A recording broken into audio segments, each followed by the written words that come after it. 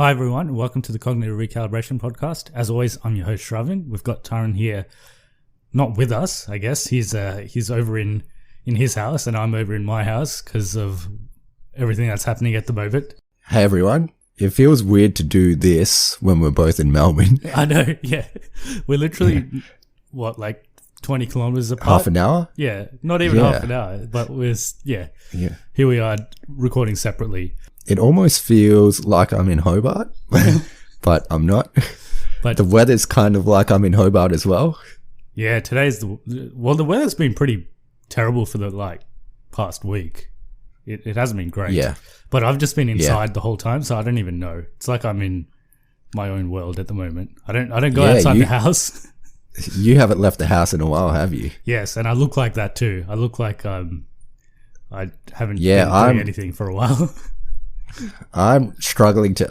I'm still going to work, but my barbershop's closed, and my beard and hair have grown way out of proportion. Yeah, I can see you've grown a beard as well.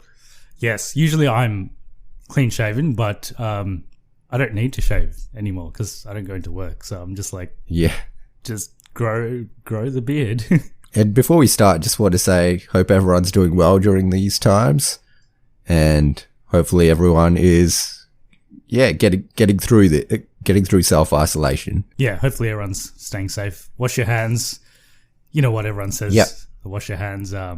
Stay 1.5 meters apart from people when you're in public and all of that stuff. So this episode's a little bit different to our usual one. So as everyone knows, movies aren't coming out because of the current situation. So that's why we haven't been... Which is why we haven't done this in a while, hey? We haven't done this in a while because there hasn't really been anything to talk about. And even the movies that are coming direct to streaming, I haven't watched them. I don't know. I don't think anyone cares about them, really. I'm really struggling to find the motivation to watch these direct to streaming movies. I heard Extraction was pretty good, so I might give that a go, but Trolls World Tour... Probably not.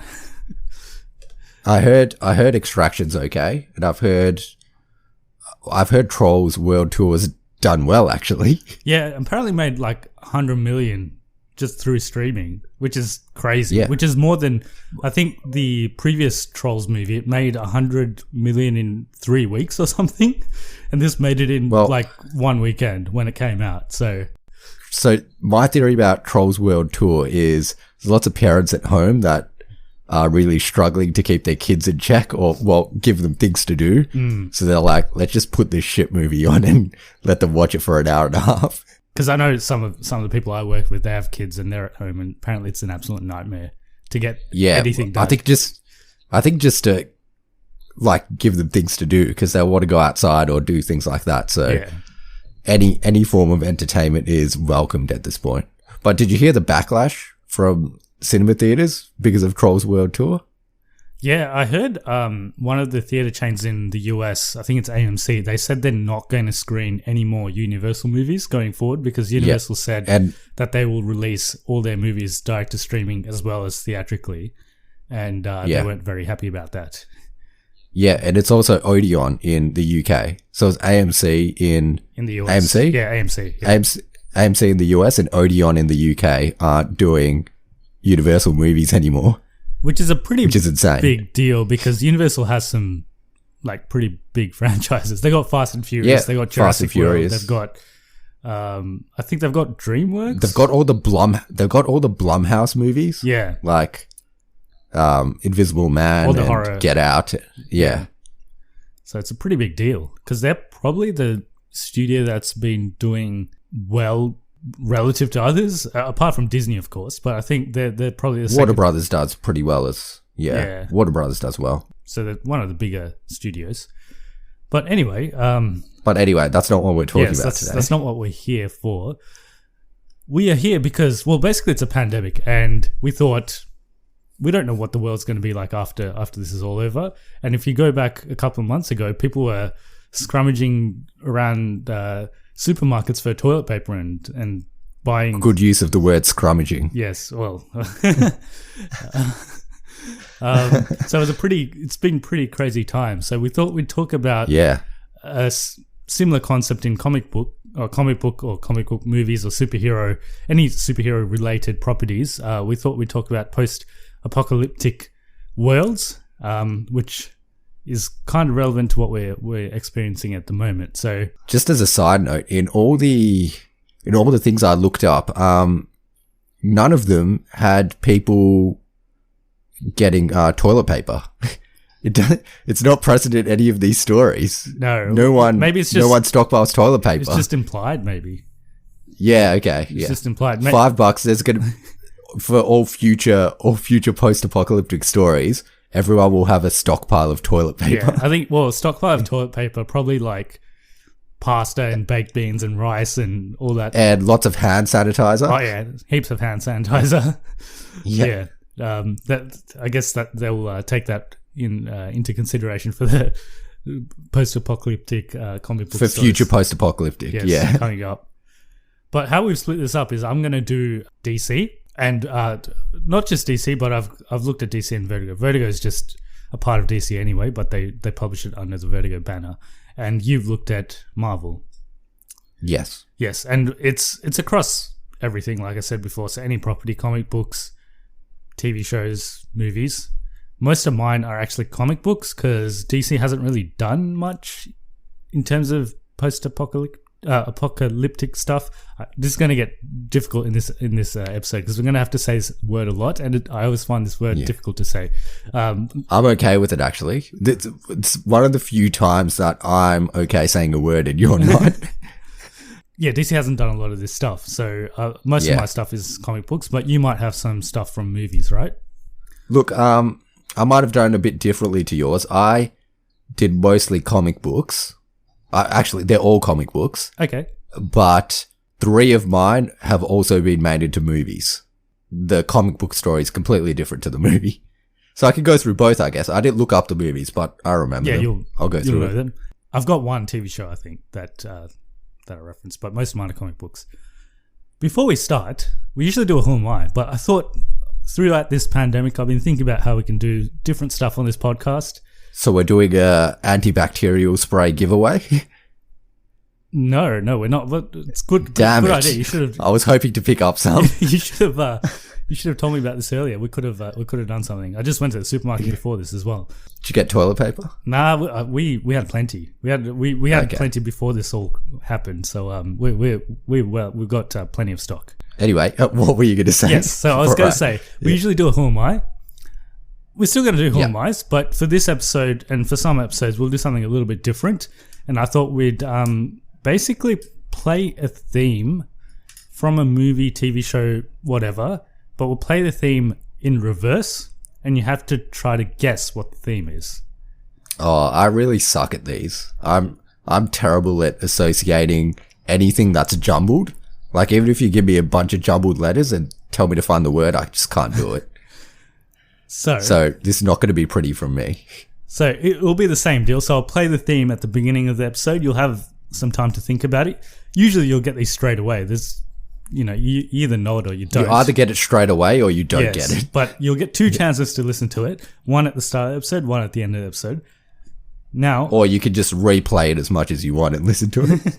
Yes, of course, you could do that as well. So I'll play the first ever one that we're going to do.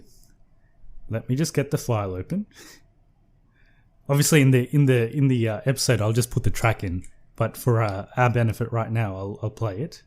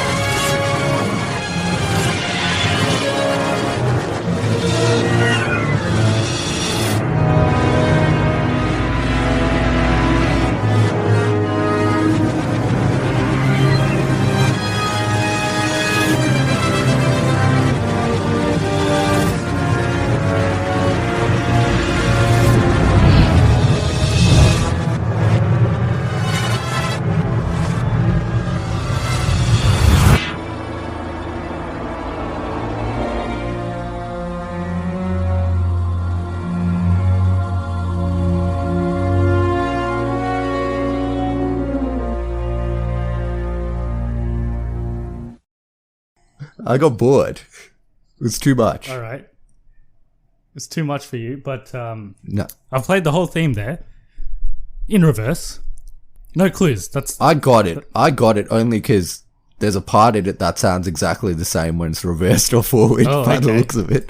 Yeah. We'll see how correct you are, but I think this is a pretty iconic theme, so I think you probably do have it. Although some of it sounded like a 90s techno theme, so... Yes. Okay. I thought I was at a rave for a second. I guess we'll get started on the episode.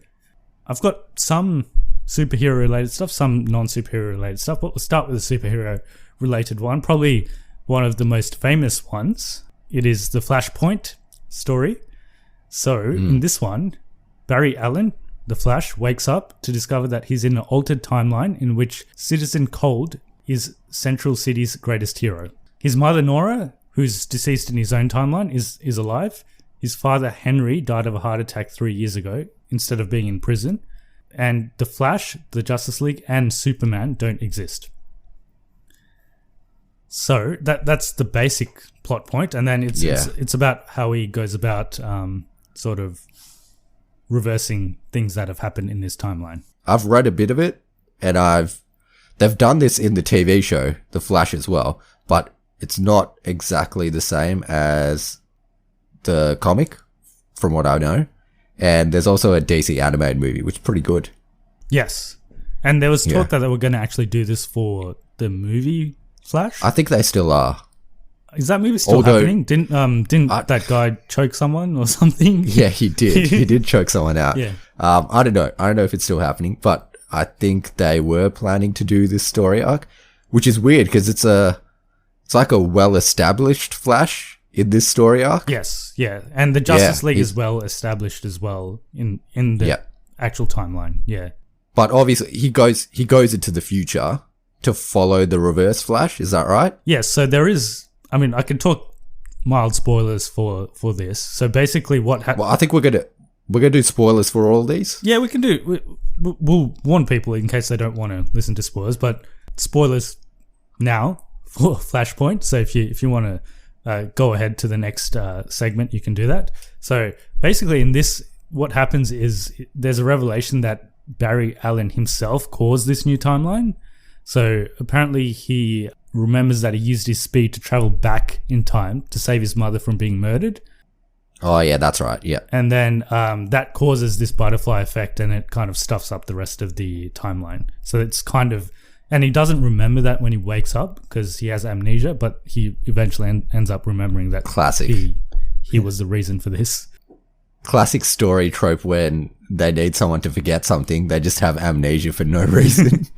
And a common theme that you'll find with all of these post-apocalyptic stories is that the superheroes wake up in like either an altered timeline, or they wake up thousands of years in the future. That's a general thing that happens. You'll hear that a lot from my stories anyway. Not particularly in the Marvel ones, actually. The Marvel ones, it's a bit different. Okay, yeah. But they have a theme as well in the Marvel ones, which we'll go through.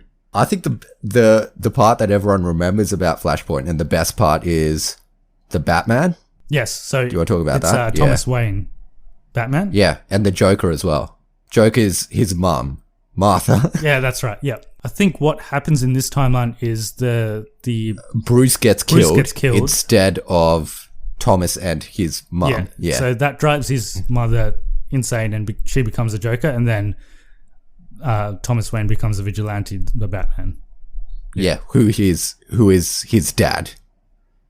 Yes. Well, Bruce Wayne's Wayne's father. Yes. Yeah. And then, but this Batman's like, he's crazy. He's got guns. He goes around and just kills people. So, yes, I don't know if this was intentional, but maybe Zack Snyder's Batman was sort of. But the thing is, if you have, there's got to be a difference between Flashpoint Batman and normal Batman. Maybe they'll do it the other way around. So when Flash goes into this timeline, Batman's the actual Batman. He doesn't kill.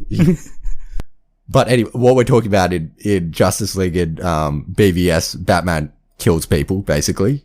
Well, yeah, I mean, he does. He kills people. He has guns. There are people that still argue that he doesn't, but it's it's kind of obvious that he does. Like, it's kind of obvious that he does. But on a side note, you know Zack Snyder, how he's been doing live streams of his commentaries? Yeah. A lot of directors have been doing it, not just him. Yeah, a lot of them have been doing it. It's good. I haven't watched any of them because they're all like American time and shit like that. But I think you can watch the replays. I think they're on YouTube. But yeah, I think that's the best part of Flashpoint. You get to see a Batman that's just a ruthless killer. Yes. Yeah. Except he doesn't kill Joker because it's his wife. Yes. Yeah. So this particular comic story ran from 2011 to 2017. So it's... How many issues did it have? Quite a lot, I think, if it ran for that long. Yeah. It's a long time. And it's relatively recent, I guess, if it's 2011. Because some of these stories are older than that. Date way back. Yeah. But yeah, that's my first one. Another interesting part of Flashpoint is Atlantis and Themyscira are like warring with each other. Yes, yeah, they're fighting each other for something. Yeah, I didn't read. I think they just wanted don't they want to dominate the world or whatever? So they fight. So Aquaman and Wonder Woman are kind of fighting against each other. And the other thing is, in this version of the future, Superman lands in a laboratory in like Area 51 or something instead of in Kent Farm. So he gets studied by, I don't know, scientists or whatever. Is that in Flashpoint? I haven't read in detail, but apparently, the stuff I have read, Superman didn't actually feature in it. So I don't know if he actually existed in this timeline, or maybe that's what happened to him and he never actually became Superman. I'm like 90% sure he's like held up in a facility and he doesn't see the outside world. He's like really skinny because they don't feed him enough. And then they break him out at one point. But I may be thinking of something else. But I think that's what happens with the Superman. Yeah. Okay. Well, apparently in this time point, in this timeline, basically Cyborg is like the biggest superhero that they've got. Okay. Yeah. So he's like their main superhero. Which is shit timeline. Yeah, that's why it's an apocalypse. Yeah. When he's your best superhero. Yeah, so Flash has to team up with Batman, Cyborg, and Shazam to fight people. It's a cool story, but I don't think they could do that now. They just don't have in movies, they just don't have the established characters to do it. Yeah. I mean, they could do it differently, but yeah. As we'll find out pretty soon with all the Marvel stuff, comics are mostly shit and have some novel ideas. So when they change them to movies, they mostly change everything. Yeah. Well, there's some good comic book storylines, but they're not. Some of them just go on for a very, very long time, so they kind of lose their appeal. But anyway, what's your first Marvel one? All right, let's go first one. We'll go Days of Future Past, comic versus movie. So and there's also the storyline that they did in the animated series as well. In the animated series, which I have not seen. I have seen. I actually watched some of that today. So yeah. Yeah. Okay. So you may be able to chime in a little bit with this one. What I'll do, I'll go through the comic and then we can kind of discuss how it changes from the movie. So it was actually it was only a 2-issue arc. It's like tiny. Yeah, it's only 2. It's not a big. And even in the TV show they do it over like 4 episodes or something. And it came out in the 80s, so it's an old one. But lots of people love it, which is why they made a movie about it.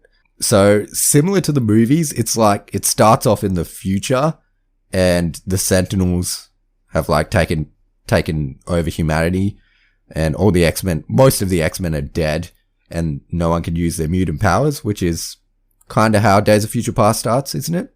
The movie? Yeah, I think so, yeah. But then this is where it changes. Kitty Pryde's actually the main character in the comic. Okay, so there's different versions of this. So obviously in the movie it's Wolverine. It's Wolverine. In the animated series it's Bishop.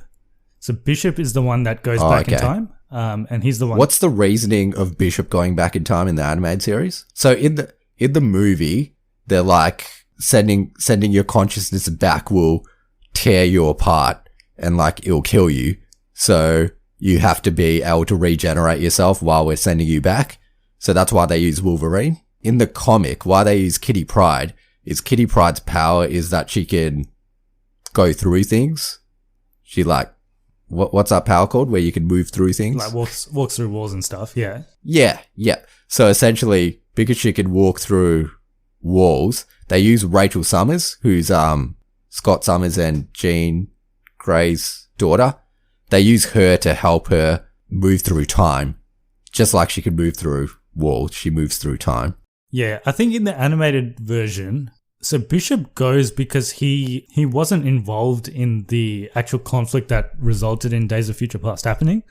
So they send him back because they couldn't send Wolverine back because Wolverine was like one of the people that did something that caused everything. The other reason they sent Kitty Pryde back is because Professor X doesn't know her at this point, and every person Professor X knows, he's in their mind for some reason because he's a creep. So if they send someone else's consciousness back, he will know. Yeah, and I think it's the same with Bishop as well because I don't think he really existed in that timeline anyway. I think he's older. Yeah. Like he's younger than all the other characters. And the other thing is, I'm pretty sure in the animated series, Cable also goes back. Oh, okay. They go back together. Not together. He has a different agenda. He has a different agenda. Yeah.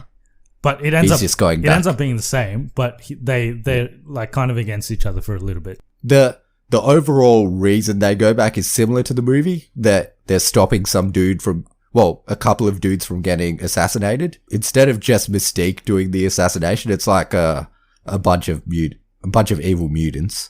So essentially they do the assassination, and then after that, anti-mutant president's selected, and then they do the Sentinels, and then the Sentinels take over, and then they kill everyone. So they got to go back and stop the assassination from happening. Yep, and in the animated series, I think Gambit has something to do with it. So they're all kind of suspecting Gambit. In this, it's the Brotherhood of Evil Mutants. So Mystique's one of them. The main one's Destiny or something. Yeah, she's the one that's about to kill one of the senators, and they stop her.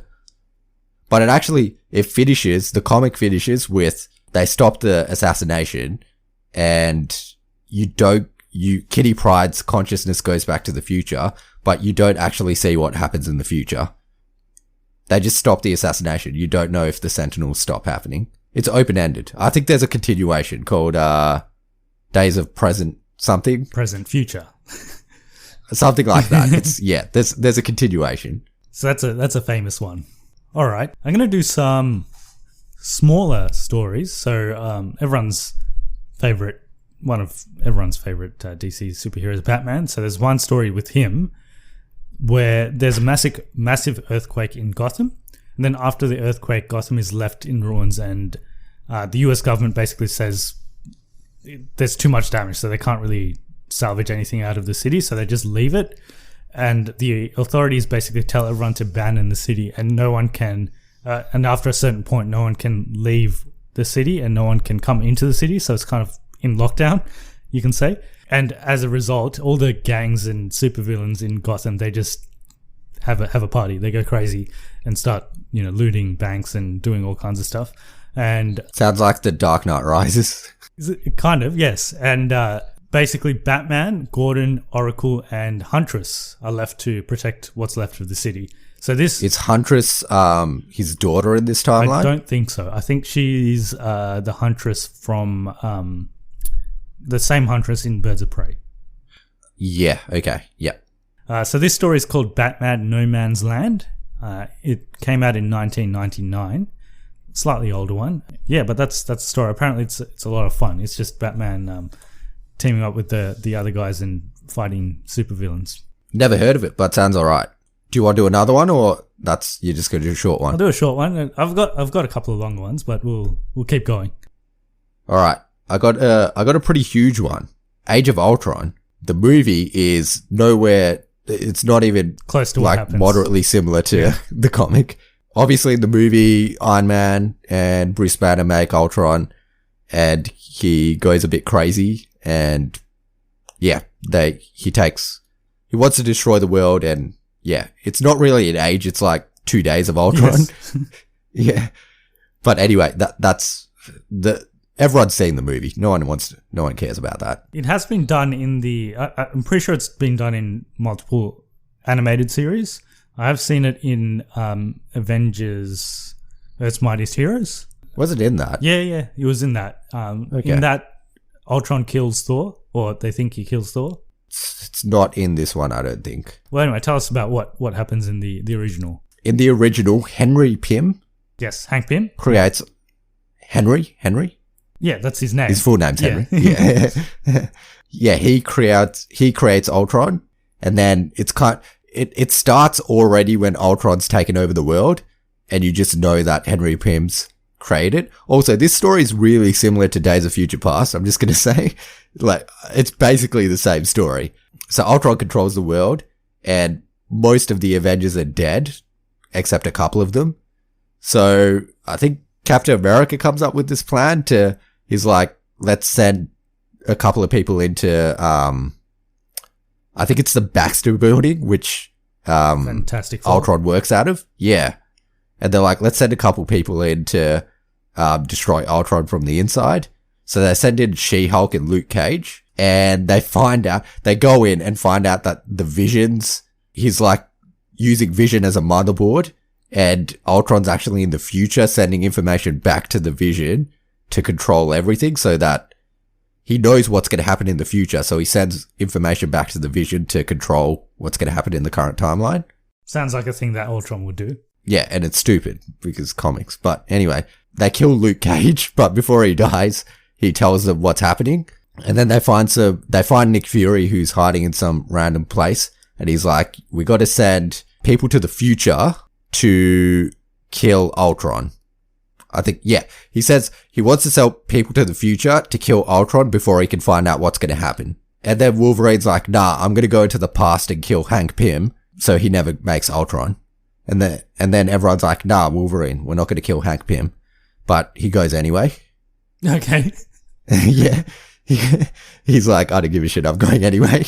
He goes to the past, and for some reason the Invisible Woman goes with him because she doesn't trust Wolverine. And he goes back and kills Hank Pym.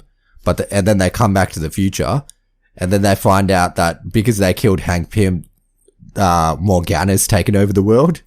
So they create another post-apocalyptic future where Morgana's the ruler. Yeah, okay.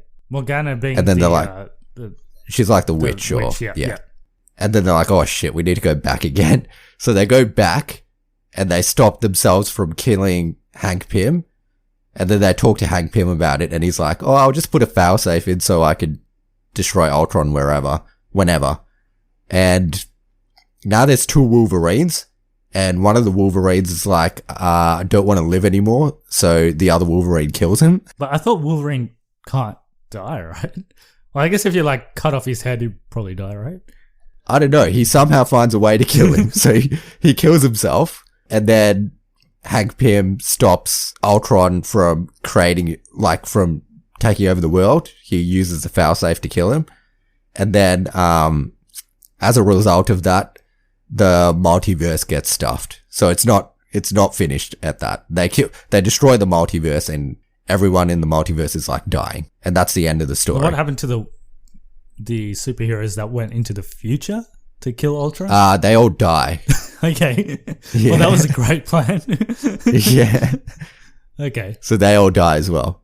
So like, it's only Wolverine and Invisible Woman that go into the past. And like, all these other guys go into, like, your normal Avengers roster goes into the future. It's not great, is it? Well, it's entertaining, but I wasn't entertained by it. Yeah, I can see it getting very confusing with like Wolverine going back twice and another another version of Wolverine being in the past. Yeah. Like, so there'd technically be 3 versions of him then at the same point in time. But one of them's somewhere else. Yeah. That is very different to the movie, actually. And I can see why they didn't do that. No, it wouldn't have made any sense at all. So mine are a bit shorter than your ones. I'll give you another slightly different one. This is by Vertigo Comics. Came out in 2009 to 2013. It's called Sweet Tooth. Oh, I heard about this one. It's meant to be good. Yeah, it's about a human deer hybrid that lives in the woods with his father. Okay. As you do. The planet has just suffered a mysterious pandemic that causes children to be born with animal-like deformities. I mean, we don't have that sort of pandemic at the moment, but it's still a pandemic. Who knows where it's going to go? So scientists believe that the half-animal, half-human children hold the cure to the pandemic. So what they do is they kidnap some of these kids and they perform horrific scientific experiments on them. Okay, yeah. That's the Vertigo's always really dark and gritty, isn't it? That's a basic storyline. It's been going on. It's a pretty long. It's still going. I think it's done now. Yeah, it ended in 2013. So it was 2009 to 2013. I left that open-ended because I don't actually know what happens at the end either. But that's the basic plot. It sounds interesting. I heard it's good though. Yeah, I heard it's actually quite good. It's always good to get something a bit different. I guess I've never heard of anything like that before, so sounds interesting enough. I'll give you another superhero one while we're here because that was give me one. So Kingdom Come. This is a. Oh yeah, nah. We're getting a suit from this one in the upcoming Wonder Woman movie. Oh yeah. So this was back in 1996. It's technically pre-apocalyptic. So what happens in this storyline leads to an apocalypse. Aren't they all evil in this one? So what happens is it's in the future and there's a new generation of heroes who are, I wouldn't say they're evil, but they're kind of don't have as many boundaries. So they kind of they don't mind killing, and they're basically like, to get what they want, they'd kill civilians and stuff as well. And what happens at the start of the storyline is one of the heroes, or two of the superheroes, get into some fight in Kansas. That's where Superman's from, right?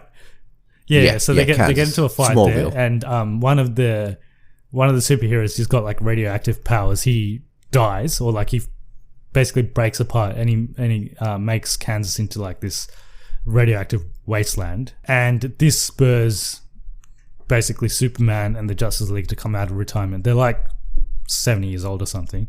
But Superman, I guess he ages, but he's still Superman, so he can still... So is the Dark Knight Returns related to this, or that's different? It's different. So in this, Bruce Wayne's obviously old, and... Wait, no, he still used like a mechanized suit, doesn't he? So he's got a mechanized suit. I think in the... I don't know if you're going to talk about this, but in the... what's that story arc they did on that Flash TV show? They did this story arc recently. Crisis on Infinite Earths. That's it. Yes. In that one, they have the Kingdom Come Batman in it. Oh, yeah. Yeah. Do you want me to go through what happens? They're basically recruiting people from different timelines to take care of this guy who wants to destroy all the timelines.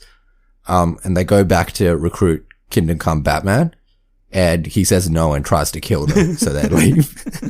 Okay. Yeah. Fair enough. Anyway, continue. What happens in this one? So Superman tries to recruit Batman again, but Batman's like, no, I'm not doing this stuff anymore. And then... so basically what happens in the Crisis on Infinite Earths. And then what happens after that is Superman gets his own team together, and Batman starts getting Green Arrow and those sort of guys together, and he has his own team as well. And then at the end, it's basically like Civil War. So there's like this massive superhero fight. And Shazam dies at some stage. Why are they fighting? They're fighting because... So the whole origin of the story is there was this guy who kills the Joker, and the public kind of are on his side. Like Superman and all the Justice League don't like what he did because he killed. But then the public are on his side. I think his name's Magog, and the public are on his side. And then what happens is Superman and all these guys retire because they're like, well, the public doesn't want superheroes like us anymore. But then these guys start getting out of control and they start doing stuff. And that Kansas incident spurs the Justice League to come back. And then they're split on two sides. And should I do one? Yeah, you can do one now. All right, this is my last big one. And then I just got two shitty ones after this. But this one's a huge one. This one's the biggest one. This one is Old Man Logan, which lots of people really like. And look, people say Logan, the movie, is based off this, but I would say very, very, very loosely it's based off this. Do I quickly talk about Logan the movie? So Logan the movie is in a post-apocalyptic world, and there's this girl that his powers as well. I think all the mutants are dead or dying. Wolverine's hanging out with Charles, and there's this young girl that seems to also have Wolverine's powers. Yeah, and a bunch of people want to kill her, so they're taking her to this like safe area or something, and that's essentially it, isn't it? Yeah. So, Old Man Logan is nothing like that. It is 50 years after there was a huge battle where all the supervillains team up and they kill all the superheroes, or well, most of them. So most of them all dead. America split up into different factions where different supervillains are reigning over different factions, basically. And there's only a couple of superheroes left alive. Red Skull's like the leader, I guess. He's like the president. And it starts with Wolverine, and he's got his little farm, and he's got this little family. He's got a wife and 2 kids, and he lives in the Hulk faction. Hulk is a bad guy. Hulk has this like little redneck family. He's got sons and nephews and stuff, and they all have Hulk powers, and they come to get rent from him, but he doesn't have any money.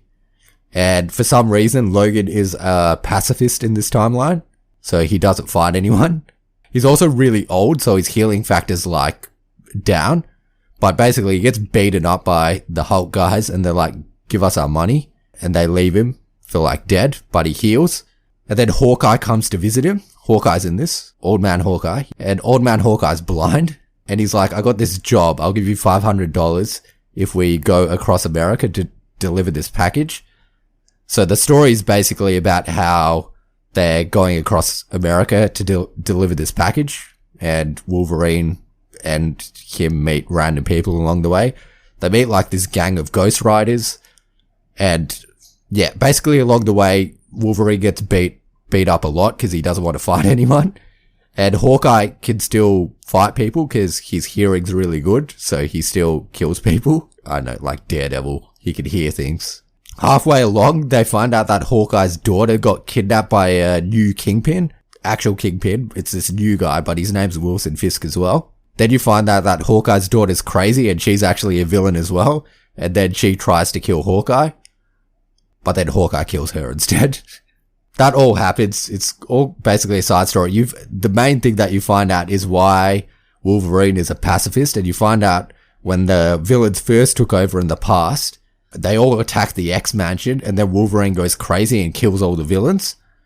But then it's revealed that it was Mysterio, and he did an illusion on Wolverine, and Wolverine actually kills all the X-Men, and he doesn't realize until they're all dead. So then he's like, I'm never taking out my claws again. Then it comes back to the present time where they're delivering this package.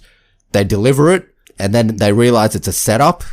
And the package was a bunch of superhero serum to create a rebellion to take care of Red Skull. But Red Skull set up the whole thing to get the superhero serum. And they shoot Hawkeye and they kill him. And they beat up Wolverine. And then they take him to Red Skull and they think Wolverine's dead. They like shoot him with like 50 bullets. And they think he's dead. And they take him in a body bag to Red Skull. Red Skull is wearing Captain America's uniform for some reason. Okay. Yeah. Is Cap dead? And yeah, he's dead. Yeah. He's got Captain America's shield on the wall in his room. They go to give the bodies to Red Skull, but then Wolverine wakes up and he goes all crazy and he decapitates Red Skull with Captain America's shield. Okay. And then he uses Iron Man's armor to escape. And then he comes back to his family with the money and he wants to, give the money to the Hulk.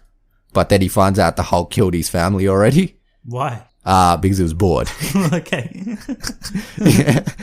So then Wolverine goes crazy and he gets the claws out again. It's the first time. For the whole story, he never gets the claws out until then. Yeah, so he gets the claws out and he kills all of Hulk's family. And then he goes and finds Bruce Banner, and Bruce Banner like beats him up a little bit. And then he becomes the Hulk. No, he beats him up as the Hulk what happens? No, he beats him up as Bruce Banner. For some reason, he's a super soldier at this point. And then Wolverine comes back and then he beats him up as the Hulk as well. But the Hulk's like this huge dude. He's like a 50-foot foot tall Hulk, and then he eats him. Hulk eats him. Hulk eats Wolverine. Okay. The story gets weird. It gets real weird.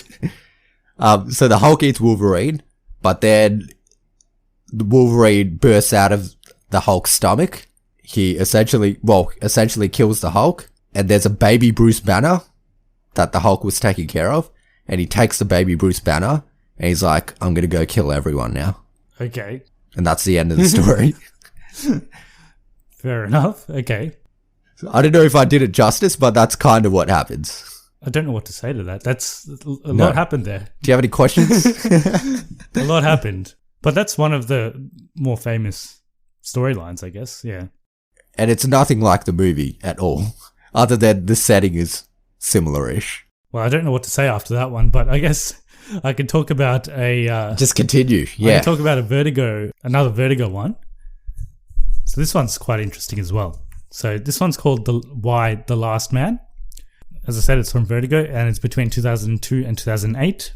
Basically, in this one, it starts in the summer of 2002, and Earth is struck by a pandemic plague of unknown origin, so no one knows what it is.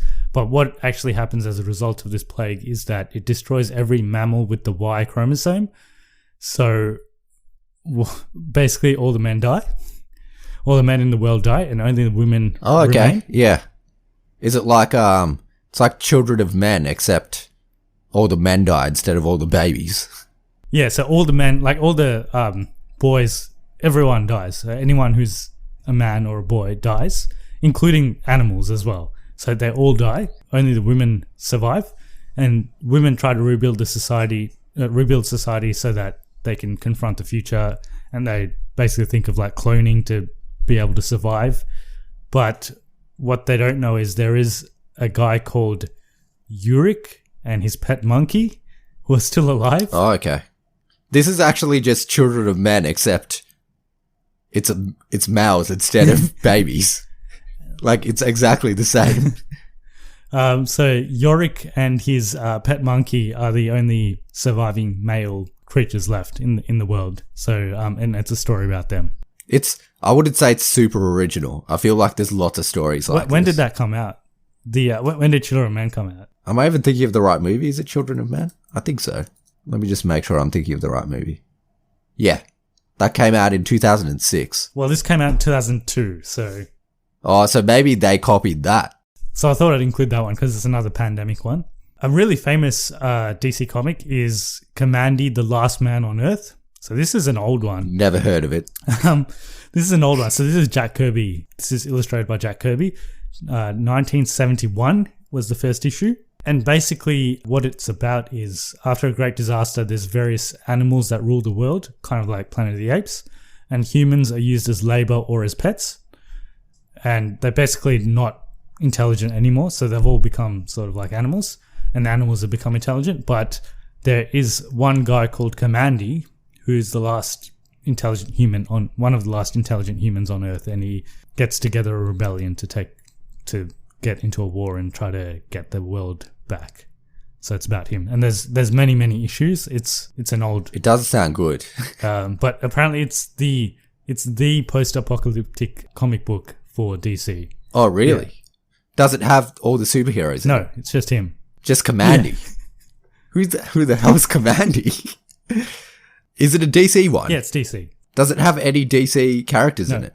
It's just Kamandi. Yeah, it's just Kamandi. It's about him. It's Kamandi, the last man on Earth. That's about him. Okay. Yeah. Nah, I don't rate. I can do one more. So this is one of my favorite ones. So there's a 2-part episode in the Justice League animated series. This particular episode came out in 2003. It's called Hereafter. Oh, I think I've seen it. Yeah. In this episode, what happens is Superman sacrifices himself in a fight to save the rest of his teammates, and he is supposedly dead. But what happened was he gets transported to the future, and it's a post-apocalyptic world. There's nothing there, and what's worse is that when he gets transported there, he doesn't have his powers anymore, so he's just Clark Kent. He's just mad. He's just a guy. He's not super. He's not super anymore. He's just bad. He's just mad, yeah. And so he gets transported 300,000 years into the future.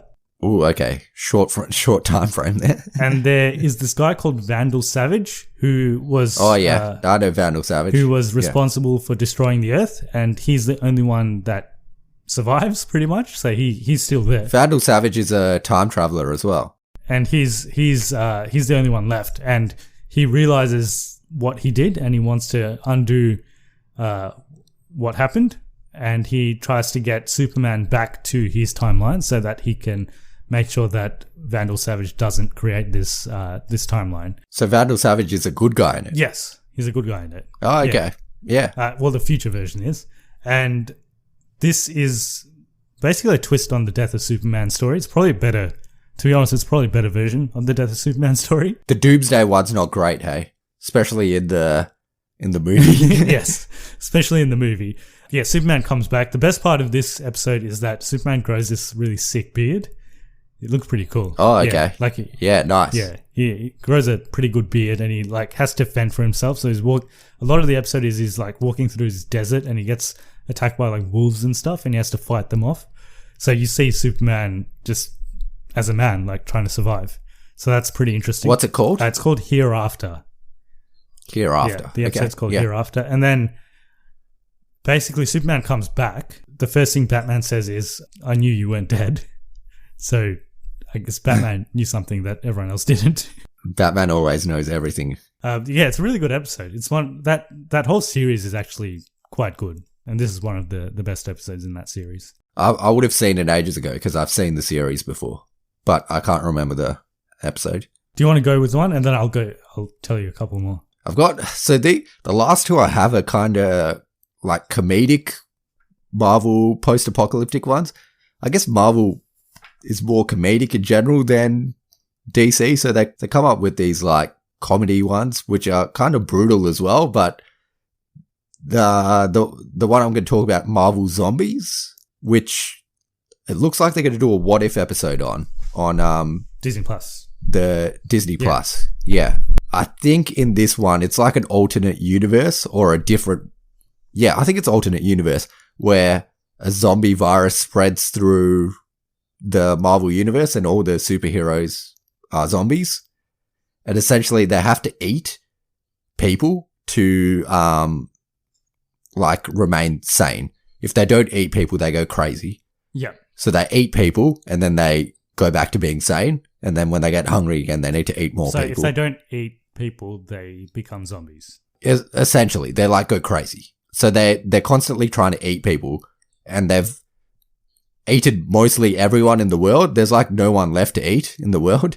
So there's a prelude comic where they trick Reed Richards from the actual Earth to go to their Earth so they can eat him. But then he escapes with Magneto's help. But then Magneto gets stuck behind and they eat him. In this comic, Silver Surfer comes to their planet to tell them that Galactus is coming to eat their Earth. But then they eat Silver Surfer. Okay. Yeah. And is there anyone that they don't eat? No. So they eat Silver Surfer. Then when they eat him, they find out that they get his powers once they eat him. So they got all these cosmic powers now. And they're really good at surfing as well. Yeah. There's a side story where Hank Pym he's got T'Challa in a bunker, and he's T'Challa's the last human left, and he's kind of harvesting him and eating him slowly by himself. Okay. Yeah. And essentially he's trying to eat him so he can stay sane so that he can figure out how to solve the problem. And then his wife, Janet, finds out that he's keeping T'Challa, and then she wants to eat him. So then he eats her.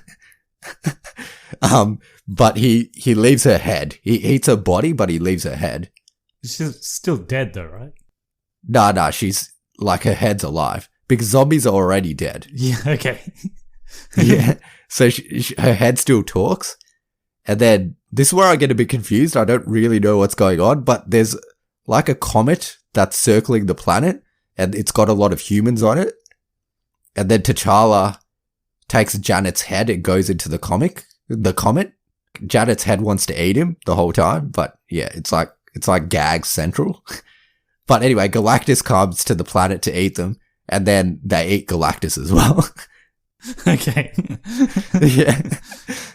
It's a really odd comic. Yeah. So they eat Galactus, and then all the humans find out that they starve Janet, and they find out if they starve them long enough that they don't need to eat anymore. So they come back to the planet to tell everyone that, like, yeah, you just have to go fasting for a while and you get through this.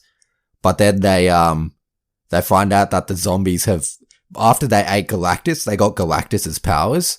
So they've just been going around eating different planets in the multiverse. And then it continues on. That's the first volume. That's just the first volume. Continues. Yeah. And there's a lot more. But that's basically it. All the superheroes are in it. So that's a weird one. I guess going off the back of that, I could talk about DCeased, which is DC's version of zombies, I guess. I hear it's a bit more serious and good though. Basically, in this one, it's Batman. I think it starts with Batman. So he gets this monster virus, basically transfers from there. I don't have too many details on it because it's still pretty new as well. So it came out in 2019. I think it's still going. Yeah. There's a sequel to it. So it's the sequel called DCeased, The Unkillables. This is obviously an Elseworlds comic as well. So it's not tied into the general continuity. The main story arc. Yeah. So, but yeah, DC has their own zombies as well.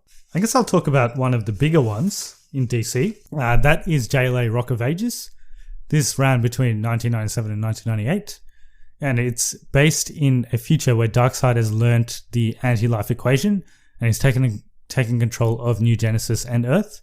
And Earth's population is kept submissive by a constant broadcast of the equation. So, what is the anti-life equation? Like, what does it do?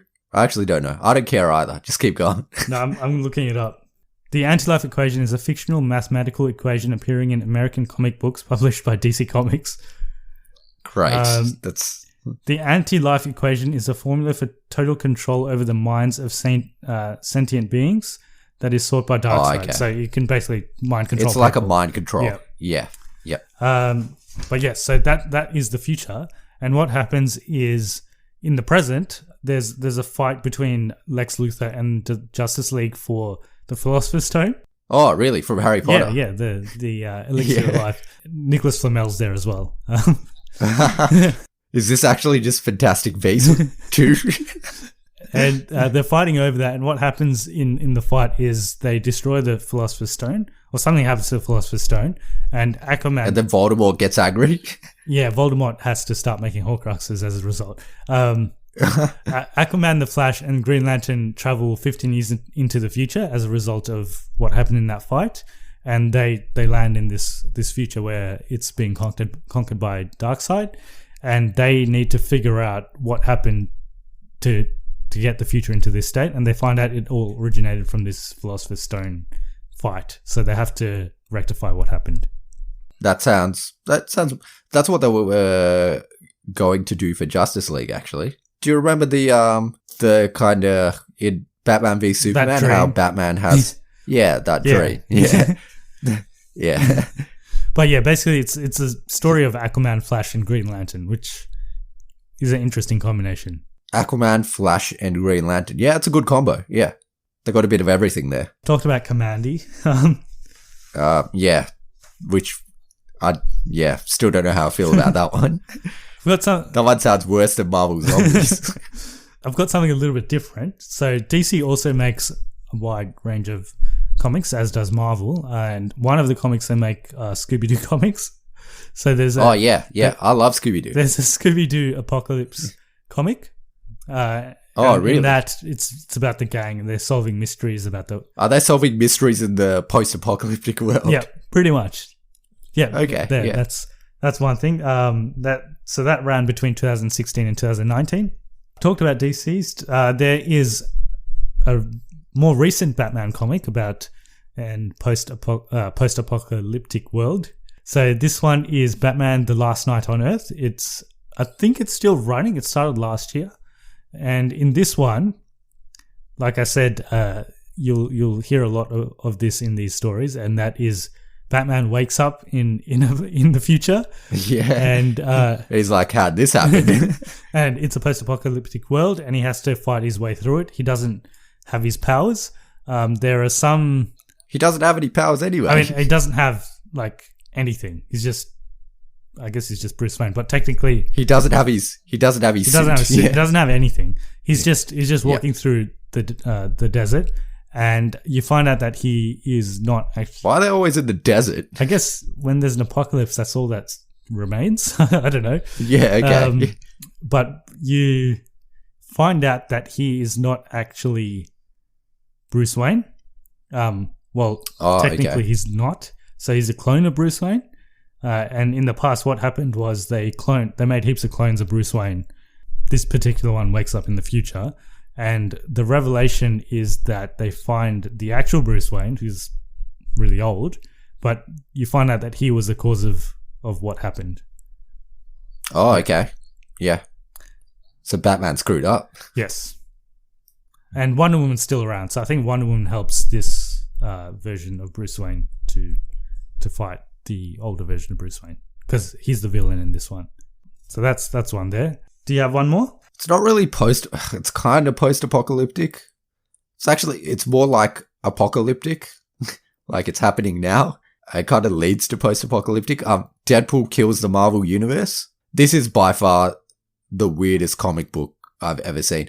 It's mostly like a visual thing. It doesn't really have a story. So the story I can sum up in it's the first couple pages. Deadpool gets committed to like a mental asylum, and then this guy's trying to condition Deadpool to place him under his control. If you've ever read a Deadpool comic, he's got his yellow boxes where he says like comedic stuff. So he's got yellow, which is comedic, and then he's got white, which is like breaking the fourth wall. So that whenever they put those boxes, that's what it means. So this gets really meta, like too meta. It's confusing. The psycho man, which is what his name is, he gets rid of the yellow boxes and the white boxes, and he replaces it with a red box. Yep. And then the red box is like a inner monologue that tells Deadpool what to do. And essentially the red box just tells Deadpool to kill everyone. So he goes through the Marvel Universe and kills characters one by one. That's the story. Kills Fantastic Four, kills Spider-Man, kills the Avengers, kills Thor, kills Hulk. He actually doesn't kill Thor. He makes his hammer really big using Pym particles, and then he squishes Thor, and then he boops his nose. Okay. Do you know how you boop someone's nose? No. You go up to their nose and you touch it and you go boop. So what happened? He's still alive though, right? He's still alive, but you can't kill Thor. Yeah. I guess. Yeah. Yeah. Yeah, he just kills everyone. That's the story. If you call that a story. Yeah. Essentially, and then the story finishes with him. He goes through a portal and he comes out, and then he opens a door, and it's in the writer's room for the writers that are writing Deadpool Kills the Marvel Universe, and then he kills the writers. Okay. So the story ends because there's no one to write it now. Yeah, but then there's continuations. Like, in the continuations, he goes and kills, like, Moby Dick and stuff like that. What, the whale? Yeah. Okay. So I don't know if that's post-apocalyptic or if it's just stupid, but yeah, those are kind of comics that Deadpool has. Imagine for the MCU to finish it off, they do this. That would be I don't know how you'd make a whole movie out of that. And then, he just goes around and kills every character, and then in the end, he steps through a portal, and he ends up in Kevin Feige's office, and he kills Kevin Feige. That's the last one I have. I've got one last one. This is the latest one out of all of them, actually. So this one came out this year. It's called Wonder Woman Dead Earth. And in this one, you can probably guess what happens. So Wonder Woman, and then there's a Dead Earth. Wonder Woman wakes up and wakes up from a centuries-long sleep to discover that Earth has been reduced to a nuclear wasteland. And she knows that she failed. And trapped alone in a grim future, Diana must protect the last human city from titanic monsters while uncovering its secret of the secrets of this dead Earth and how she may be responsible for it. So that's the basic storyline. Most of the DC post-apocalyptic superhero stories are similar. Yeah. I think the DC one, the hero always wakes up in the future and he's doesn't know what's happening, or she. And then in the Marvel ones, it's already the future and they have to go back into the past to fix the future. That's all I have. Don't have any other ones. And that's all I have too. So that's yeah. We've never done an episode like this before because we usually talk about the movies, but since there's no movies at the moment, we've been given an opportunity to talk about comics, which we've never talked about actually. So they're not that good. Some of them are good. There's Vertigo ones that sound interesting. They sound interesting. Yeah. I think what's appealing about those ones is you don't need to know like all the history and stuff. Yeah, you can just go straight in. There's not like straight in. Whereas all the Marvel ones especially just have a convoluted timeline. Because I think DC, the way it works is the timeline just keeps going. But I think Marvel, they've reset timelines. So they've just... Nah, they reset it in DC as well. So they did DC Rebirth and it was shit, no one liked it. And then in Marvel, they did the Ultimate Universe, which was like a reset. And no one liked that either. Yeah, so they've reset back. Yeah, they kind of go back and forth with the resets, and then characters die, and then they come back eventually. That last one, apparently this was just speculation, but they might be doing that last one for Wonder Woman 3, if they make a Wonder Woman 3. Okay, yeah. It could happen, and that might be a good way to end. I think out of the ones that you said, they're definitely going to do Flashpoint at some point. The rest, maybe not. Kamandi. Nah. Maybe if they lose all the properties and that's all they have left. I think in the ones I said, they've already done all the ones they're going to do. I don't think they'll do the other two. The other Marvel ones are like World War Hulk, which they sort of did. Yeah, they've kind of... They did They did do World War... Planet Hulk? Or they did Planet Hulk. They did do World War Hulk. Yeah. Which Planet Hulk is basically Thor Ragnarok. World War Hulk, I don't think they'll do. But anyway, those are random comics that you probably... I would say none of this has ruined anything for upcoming movies for you. Probably not. I don't think we've spoiled much. Yeah.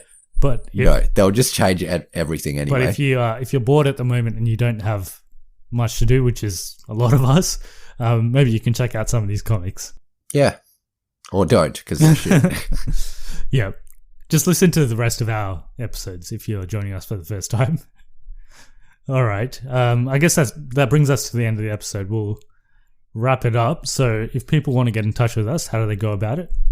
So we got Gmail at cognitiverecalibrationpodcast@gmail.com. Give us a like on Facebook and Instagram at Cognitive Recalibration, and our Twitter handles at CRecalibration. Yes, and if you want to support the podcast, firstly, give us a review on iTunes because that makes us more discoverable on search engines. Secondly, we now have an Amazon affiliate link. So if you do want to support us financially and you're just planning to buy something off Amazon, just click on the link in the description and make your purchase. I think they get it's the same price for them. Yeah, but we just get... The price doesn't change anything. So if you're going to buy anything off Amazon, like we're not charging you extra for it. No, it's the same Amazon. We just get a little bit back. That's it. We just get a kickback from it. I think that's all we had. I guess in the background, we've been doing stuff. We haven't really had episodes coming out, but what we have done is we've migrated to a new podcasting service, Acast. So they have actually set up a website for us, and now we do have a website where you can listen to all our episodes if you want. If you're not listening through Spotify, iTunes, or any of your favorite podcasting services. But that's it. We need to listen to that theme again. Oh yeah, put it on.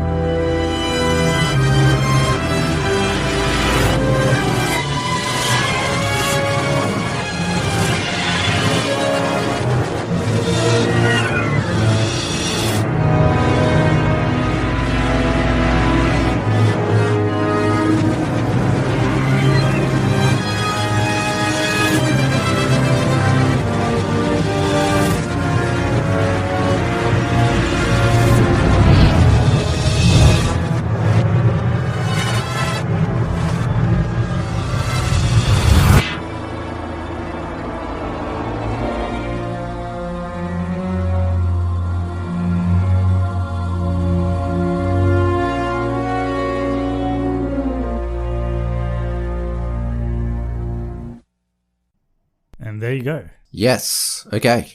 Another full minute. That went for too long. So what do you think it is? I think it's the Batman animated series one. And you would be correct. Yes, it is. I think the end part sounds very similar to the... It does. Yeah, it does. Yeah. So I hope you all enjoyed the episode. We did something a little bit different. I don't know what we're going to do next. So apparently, potential next movie that might come out in cinemas is Tenet, which is scheduled for the 17th of July. And even if it does open then, I think the way cinemas will operate is probably 50% capacity. So they'll operate in like a chessboard configuration. So you sit diagonally from people. You won't have anyone in front of you or behind you or next to you. Let's see if that happens. It's still early days, so we don't know if it's going to come out or when it's going to come out. But it's still on the schedule to come out in July, on the 17th of July. We'll see what happens, I guess. If it comes out, it comes out. Otherwise, we'll do some stuff in between anyway. So we can do more episodes like this. Maybe we'll check out some of the director streaming stuff. But yeah, we'll still be around. We'll still do stuff. If you have any recommendations on what you want us to talk about, do let us know on our social media. That's all we have for now. Until next time. So thanks for listening, and we'll see you guys next time. We'll catch you in the next one.